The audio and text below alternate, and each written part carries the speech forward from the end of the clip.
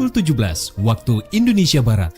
Soal perjuangan ke pusat, apapun yang diminta oleh pemerintah Aceh, Lon sebagai wakil Aceh siap memperjuangkan. Saatnya kita dengarkan dan kita saksikan Lintas 17. Informasi aktual dari seluruh penjuru Aceh. Kejaksaan Tinggi Aceh menuntut 40 orang bandar narkoba dengan ancaman hukuman mati. Kabupaten Aceh Singkil Provinsi Aceh dengan menyediakan anggaran sebesar 25 miliar rupiah. Inilah Lintas 17 bersama Korwil 17 Banda Aceh.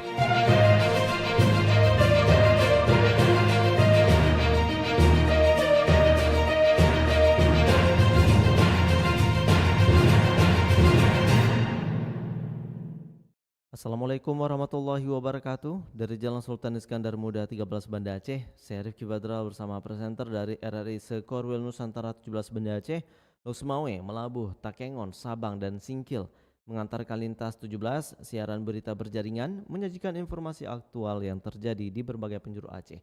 Edisi hari ini Rabu 11 Maret 2026.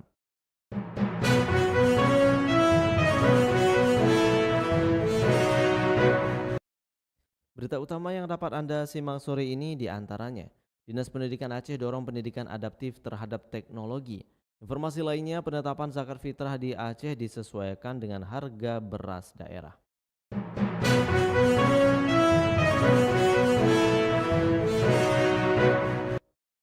Siaran berita berjaringan ini dapat juga Anda akses melalui aplikasi RRI Digital serta turut disiarkan Radio Muna FM Subul Salam, Radio FM PD Jaya, Radio Sapa FM, Suara Bujang Salim Semawe, Radio Asalam Uin Arhaniri Darussalam Banda Aceh, Radio Suara Sabang, Radio Mutiara FM PD, Radio Cempala Kuning Aceh Timur, Radio Sulu Tamiang, serta di relay RRI Radio Rimbaraya.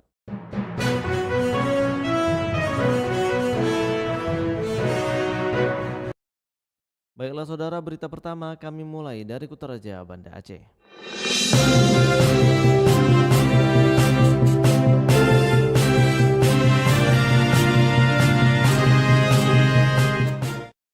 Pendengar, Dinas Pendidikan Aceh mendorong peningkatan mutu pendidikan yang inovatif dan adaptif terhadap perkembangan teknologi. Selengkapnya dilaporkan Tisi Maulidia Putri. Kepala Dinas Pendidikan Aceh Murtala-Mudin secara bertahap melakukan kunjungan ke berbagai sekolah sebagai bagian untuk melihat langsung proses pembelajaran serta pengembangan keterampilan peserta didik di sekolah kejuruan. Adapun di antara sekolah yang sudah dilakukan kunjungan kerja langsung ke ruang praktik siswa Sekolah Menengah Kejuruan Negeri SMKN 2 Lok Semawe, Murtala-Mudin berharap melalui proyek perubahan dapat terus mendorong peningkatan mutu pendidikan, memperkuat kompetensi siswa serta menciptakan lulusan yang siap menghadapi dunia kerja dan perkembangan teknologi. Langkah ini menjadi semangat baru dalam menghadirkan pendidikan yang lebih berkualitas, inovatif, dan berdampak bagi masa depan generasi Aceh. Nanti kolaborasi yang satu desain busana, kamu punya toko online. Baik perubahan, adradro, blog kedro, pakai kedro, demi kemajuan sekuladro. Dinas Pendidikan Aceh gencar mendorong SMK menjadi lebih adaptif teknologi melalui peningkatan kompetensi teknologi informasi dan komunikasi TIK, optimalisasi Badan Layanan Umum Daerah BLUD, dan penerapan Smart Classroom. Fokus utama adalah menghasilkan sumber daya manusia SDM unggul yang sesuai kebutuhan industri, memanfaatkan teknologi digital, serta inovasi kurikulum berbasis sains, teknologi, engineering, matematik, STEM. Dari Banda Aceh, Tisi Maulidia Putri melaporkan. Pendengar, penentuan kadar zakat fitrah disesuaikan dengan harga bahan pokok di masing-masing kabupaten dan kota di Aceh. Selengkapnya dilaporkan Cindy Novita. Penetapan besaran zakat fitrah di Provinsi Aceh dilakukan dengan menyesuaikan kondisi harga bahan pokok di setiap daerah. Penentuan kadar zakat fitrah disepakati melalui musyawarah bersama antara Kementerian Agama, Baitul Mal, Majelis Permusyawaratan Ulama, serta unsur Forkopimda di tingkat kabupaten dan kota. Ketua Tim Pemberdayaan Zakat dan Wakaf Kanwil Kemenak Aceh, Rahmawati, mengatakan untuk tahun ini kisaran zakat fitrah yang disepakati berada pada rentang 2,5 hingga 2,8 kg beras. Penyesuaian tersebut mempertimbangkan variasi harga beras dan kondisi ekonomi di masing-masing wilayah. Besaran biaya makanan pokok di daerah itu beda-beda. Jadi setiap kabupaten kota, Kementerian Agamanya, Majelis Permusyawaratan Ulamanya, Baitul Malnya, Perkopimda ya, maksudnya semua unsur pemerintah daerah itu duduk bersama para ulama untuk membahas besaran atau kadar yang harus dikeluarkan untuk zakat fitrah setiap tahunnya. Jadi untuk tahun ini ya kisarannya 2,5 sampai 2,8. Di Aceh Besar saja, di Aceh Besar contohnya itu ditetapkan 2,8 kilogram beras beras yang dimakan oleh keluarga. Sementara itu, Ketua MPU Aceh, Faisal Ali, menjelaskan bahwa penetapan kadar zakat fitrah yang lebih tinggi dari batas minimal tidak menjadi persoalan dalam hukum syariat. Menurutnya, kelebihan dari kadar minimal tersebut akan bernilai sebagai sedekah bagi masyarakat yang menerimanya. Itu pada maksimal, bukan perbedaan pada minimal. Yang minimalnya itu 2,6 misalnya. Itu. Di atas itu ada yang 2,7, ada yang 2,8. Itu bahagian daripada mengeluarkan zakat yang secara lebih tujuannya agar pasti. Lebih itu nggak ada masalah.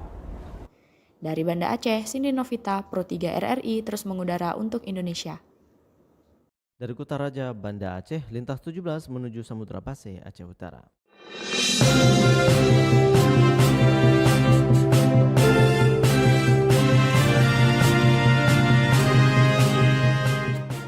Pendengar, Presiden komitmen mempercepat pemulihan sektor pertanian Aceh Utara pasca banjir. Selengkapnya dilaporkan Anita Diana.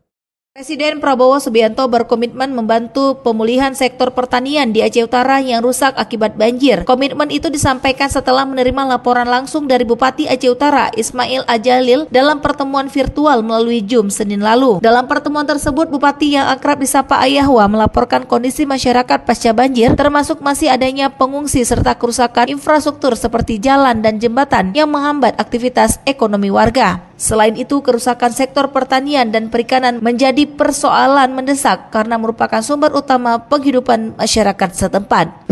Untuk ketahanan pangan, mohon segera Bapak Presiden bantuan lahan bahwa masyarakat hingga masyarakat bisa bersawah seperti sedia kala. Bupati menjelaskan ada sekitar 18.000 hektar lahan sawah dan tambak di Aceh Utara hingga kini masih tertimbun lumpur akibat banjir sehingga belum dapat kembali digarap oleh para petani. Revitalisasi lahan sawah dan tambak dinilai sangat penting agar sektor pertanian dan perikanan dapat kembali produktif serta mendukung pemulihan ekonomi masyarakat. Menanggapi laporan tersebut, Presiden Prabowo menyatakan pemerintah pusat akan menjadikan revitalisasi sektor pertanian dan pangan di Aceh Utara sebagai prioritas dalam program pemulihan pasca bencana. Saya sudah terima laporan juga dari Menteri Pertanian. Saya kira perencanaannya sudah ada dan untuk semua sawah rehabilitasi. Bagaimana diketahui bagi kita pangan adalah pertanian dan pangan adalah prioritas yang sangat penting, jadi perbaiki semua itu. Rehabilitasi bagian dari pekerjaannya Satgas Rehabilitasi dan Rekonstruksi. Dalam pertemuan itu, Presiden juga menerima laporan dari Menteri Dalam Negeri Tito Karnavian dan Menteri Pertanian Andi Amran Sulaiman mengenai kondisi kerusakan lahan pertanian di wilayah tersebut. Pemerintah daerah berharap dukungan pemerintah pusat dapat segera direalisasikan agar lahan pertanian yang terdampak banjir bisa kembali produktif serta memperkuat ketahanan pangan masyarakat Aceh Utara. Dari Aceh Utara, Anita Diana melaporkan. RRI terus mengudara untuk Indonesia.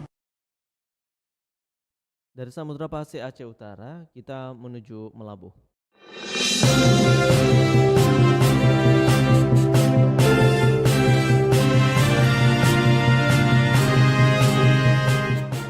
Pendengar, Satuan Lalu Lintas Satlantas Polres Aceh Barat bersama Jasa Raharja Melabuh, Dinas Perhubungan, serta Dinas Kesehatan Aceh Barat melakukan pemeriksaan kendaraan atau rem cek terhadap angkutan umum di Terminal Penumpang Melabuh jelang Lebaran. Lengkapnya dilaporkan Irham Syah.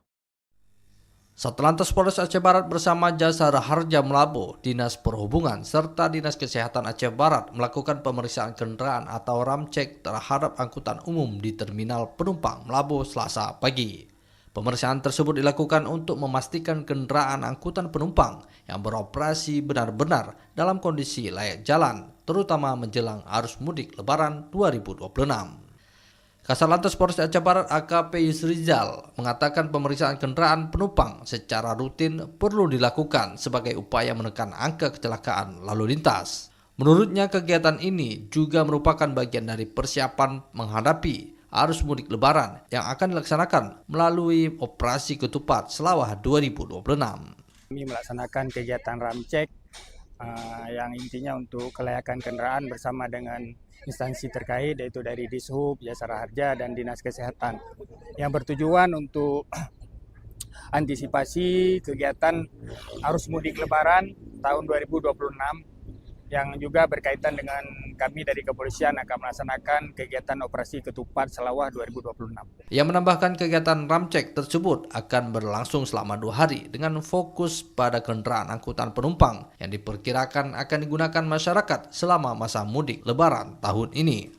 Sementara itu, Kepala Jasara Harja Melabo Ilham mengatakan pemeriksaan kendaraan umum juga bertujuan untuk memastikan keselamatan penumpang selama perjalanan mudik. Selain itu, pihaknya turut memberikan sosialisasi kepada masyarakat agar menggunakan angkutan umum resmi yang memiliki izin operasional dari instansi terkait.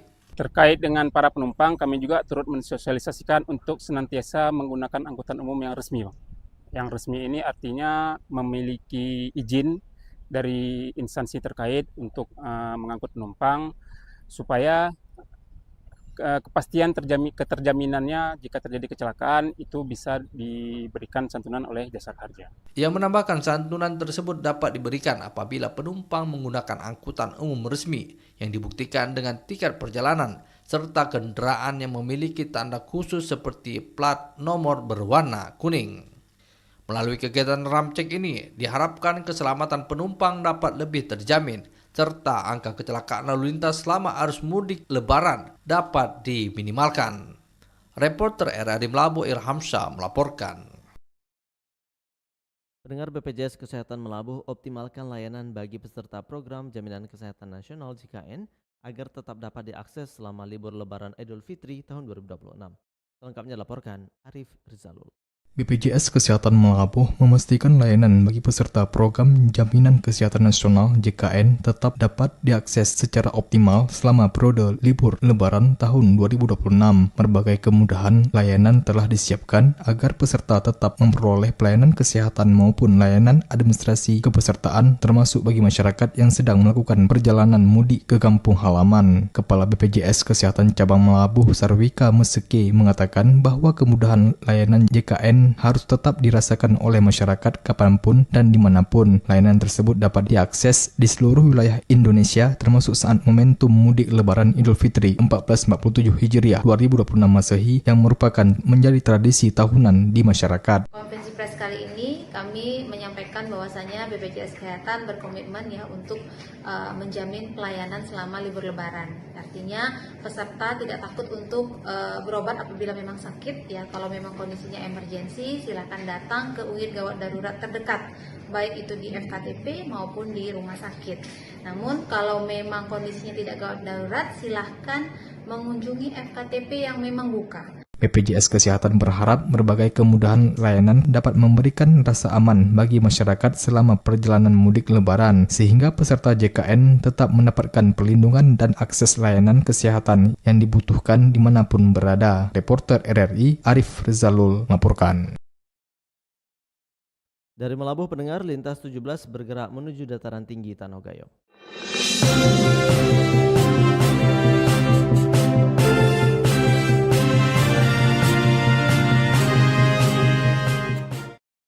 Bupati Bener Meriah Tagore Abu Bakar serahkan kunci hunian sementara kepada warga desa Tunyang, Kecamatan Timang Gajah.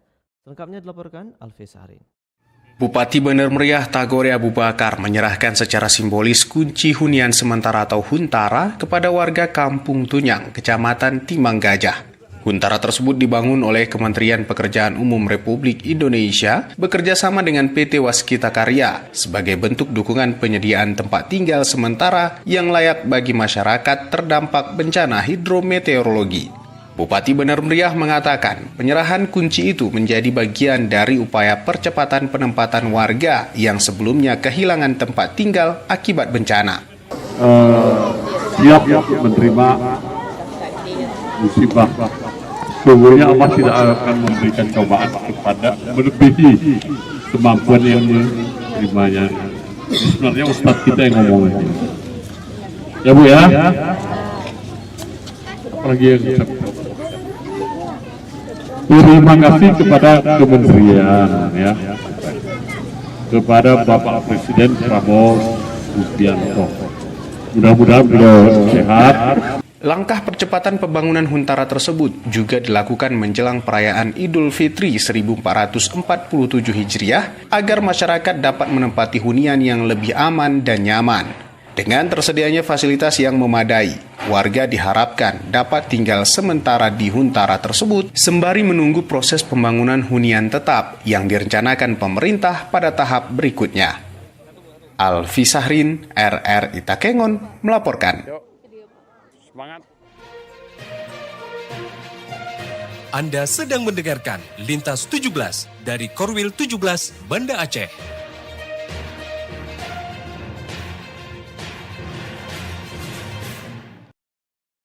Anda telah menyimak berita-berita dari Kutaraja Banda Aceh, Lok Sumawe, Melabuh, dan Takengon. Kini kami ajak Anda menuju 0 km Indonesia, Pulau Weh.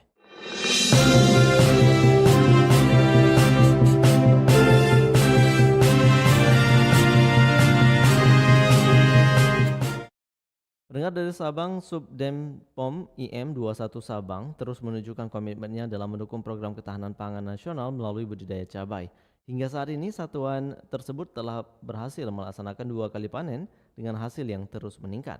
Selengkapnya dilaporkan Razi Arda. Subden POM IM 21 Sabang terus menunjukkan komitmennya dalam mendukung program ketahanan pangan nasional melalui budidaya cabai. Hingga saat ini satuan tersebut telah berhasil melaksanakan 2 kali panen dengan hasil yang terus meningkat. Komandan Subden POM IM 21 Sabang Lettu CPM Purwohadi SH mengatakan panen pertama menghasilkan kurang lebih 10 kg cabai. Sementara panen kedua hasil diperoleh meningkat menjadi 18 kg. Kita sudah 2 kali panen. Yang pertama kurang lebih 10 kilo, yang kedua kurang lebih 18 kilo. Jadi semakin tahapan panen tersebut semakin menaik. Menurutnya, kualitas cabai yang dihasilkan juga tergolong baik dan mampu bersaing di pasaran. Bahkan sebagian hasil panen dibagikan kepada masyarakat sebagai bentuk kepedulian. Kualitas hasil panen kebetulan mutunya itu kalau dilihat dari pasaran, ya, termasuk kemarin ada sebagian yang kita berikan kepada masyarakat, kata termasuk bibit atau cabai super. Ia menambahkan selain dibagikan kepada warga, sebagian hasil panen dipasarkan untuk meningkatkan kesadaran dan semangat anggota dalam mendukung program ketahanan pangan. Program ketahanan pangan tersebut lanjutnya merupakan bagian dari dukungan terhadap kebijakan Presiden dalam menjaga stabilitas pangan nasional khususnya di wilayah Sabang. Upaya ini diharapkan mampu memperkuat ketersediaan pangan sekaligus mendorong partisipasi masyarakat. Ia berharap dengan ketahanan pangan Subden POM IM 21 Sabang ini bisa menginspirasi dan membawa perubahan bagi masyarakat Sabang untuk melaksanakan kegiatan ketahanan pangan di kota Sabang. Dari Sabang, Razi Arda melaporkan.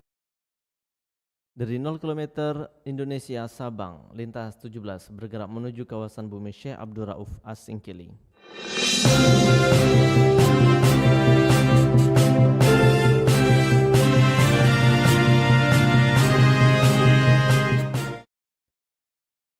Pendengar, Bupati Aceh Singkil Haji Safriadi Oyon berjanji akan melakukan verifikasi ulang data calon penerima bantuan rehab rumah korban terdampak banjir di Kabupaten Aceh Singkil, sahuti keluhan warga. Selengkapnya dilaporkan Salihin Barus. Jadi yang tidak dapat kan keberatan. Ini pokok masalah. Untuk itu kami menyurati langsung ke Jakarta supaya nanti diadakan verifikasi baru. Ulang. Bupati Kabupaten Aceh Singkil Haji Sapriadi Oyon berjanji akan melakukan verifikasi ulang data calon penerima bantuan rehab rumah korban terdampak banjir di Kabupaten Aceh Singkil, termasuk data yang sebelumnya sudah dinyatakan secara sah, yakni sebanyak 565 kepala keluarga tahap pertama untuk menerima bantuan rehab rumah tersebut. Hal itu diungkapkan oleh Bupati Aceh Singkil Sapriadi Oyon di hadapan ratusan masyarakat yang sedang berunjuk rasa di depan kantor bupati setempat Senin kemarin 10 Maret 2026, di mana menurut Oyon langkah ini diputuskan secara tegas untuk menyikapi banyaknya aksi protes dan sanggahan dari masyarakat terkait dengan dugaan banyaknya data calon penerima yang kurang valid, serta pemerintah daerah tidak ingin adanya masyarakat yang terdampak bencana yang merasa terabaikan atau dirugikan. Karena banyaknya ya sanggahan dari seluruh desa yang terdaftar, karena misalnya ada satu desa itu 200 awalnya terdaftar, jadi yang diputuskan hanya dapat sekarang ada 40 orang, ada begitu juga ada 15 orang, jadi yang tidak dapat kan keberatan. Ini pokok masalah. Untuk itu kami menyurati langsung ke Jakarta supaya nanti diadakan verifikasi baru, daftar ulang seluruh. Ya ingat, yang sudah keluar terdaftar itu tidak lagi kita minta supaya diulang seluruhnya. Tuh. Menurut Oyon, verifikasi kembali akan dilaksanakan pasca Idul Fitri 2026 mendatang dengan harapan masyarakat Aceh Singkil yang terdampak banjir dapat seluruhnya menerima bantuan. Bahkan tegas Oyon, selain verifikasi ulang, ia juga menyatakan akan mengusulkan pemblokiran nomor rekening calon penerima rehab rumah tahap pertama. Sekedar diketahui dari 3.431 data kepala keluarga yang sebelumnya terdampak banjir yang telah diusulkan berdasarkan BNBA atau by name by address. Akan tetapi setelah dilakukan verifikasi dan validasi serta review oleh BNPB, hanya terdapat 565 kepala keluarga yang dinyatakan layak menerima bantuan tersebut dengan kategori rumah warga mengalami kerusakan ringan, sedang, dan bahkan berat. Hal ini juga sesuai dengan penyampaian Kepala Pelaksana Badan Penanggulangan Bencana Daerah atau BPBD Kabupaten Aceh Singkil melalui petugas Pusdalop Rosiana. Terkait dengan data yang diusulkan pertama itu SKBNPA sebanyak 3.431. Itu belum diverifikasi. Setelah diverifikasi, validasi, dan review oleh BNPB, maka yang turun itu 565. 138 diantaranya itu data tidak lengkap. Berarti total keseluruhan 703. Begitu Bapak Ibu. Demikian Salihin Barus melaporkan. Pendengar, panen raya kopi Gayo belum tidak, omset pedagang jagung mentah di Takengon menyusut. Selengkapnya dilaporkan Muhammad Sanusi dalam Feature Ramadan sore ini. Musim panen raya kopi di Takengon belum kunjung tiba. Dagangan Abrar setia disepi pembeli. Abrar menjual jagung mentah yang diambil dari Ketol dan Timang Gajah. Saat ini katanya per hari hanya laku 500 sampai dengan 700 ribu rupiah dari sebelumnya tembus 1 juta per hari. Selain masa panen kopi, kata Abrar, ada faktor lain yang menjadi pemicu. Tingginya pengeluaran warga untuk kebutuhan hari raya dan pasca musibah banjir akhir November tahun lalu. Belakangan ini udah 700 tuh. Pertama panen kopi nggak ada bang. Kedua musibah. Ketiga menghadapi lebaran. Kan otomatis lebaran kan baju anaknya. Abrar menyebut jagung mentah yang ia jual dipasok dari petani lokal di Aceh Tengah. Harga beli dari agen katanya berkisar 6 sampai dengan 6.500 per kilo, sementara harga jual 10.000 per 3 biji. Nggak diantar sama orang. Abang ambil sendiri? Diantar. Sekali ambil berapa ton? Antara 1 sama 2 lah. 1,2 ton. Berapa tuh harganya 2 ton? Oh, 2 ton mencapai 13 juta lah. Oh, kali 6,5 bang kan? Abang jualnya di sini aja, ada titik lain? Kadang-kadang di sini, kadang-kadang pegang bang. Sendiri aja, nggak ada anak buah, orang kerja? Orang kerja nggak ada. Oh, apa harapan bang? Ya harapan semoga kondisi Pak Budi bang minyak stabil, semuanya seperti yang lalu-lalu bang kan? Kasih bang ya? Iya.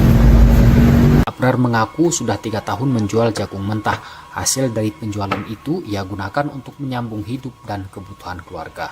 Abrar beruntung usahanya masih jalan kendati omset menyusut. Baginya bersyukur adalah kunci kecukupan.